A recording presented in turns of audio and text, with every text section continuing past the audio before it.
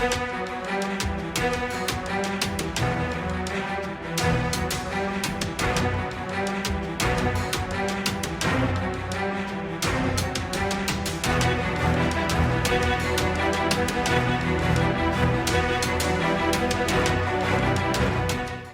नेते किरीट सोमय्या यांनी कल्याण डोंबिवली आणि उल्हासनगर महापालिकेतील कथित बोगस जन्म प्रमाणपत्र प्रकरण उल्हासनगर महापालिकेतील अधिकारी आणि केडीएमसी आयुक्तांची भेट घेतली.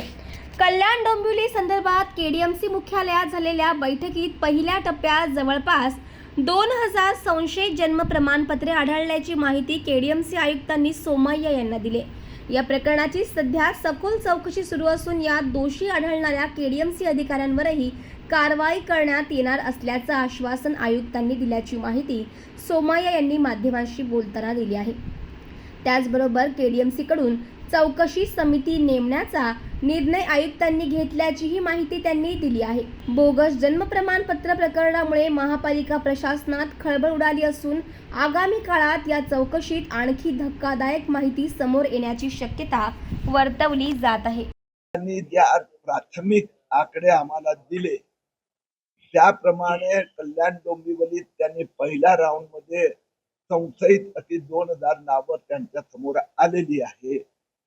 आयुक्तांनी स्वतः या विषयात चौकशी करण्यासाठी एक स्पेशल इन्व्हेस्टिगेशन टीम म्हणजे महापालिकेची SIT गठीत करण्याचे आज निर्णय घेतलाय. आमच्या सोबत आमचे सगळे नेते होते.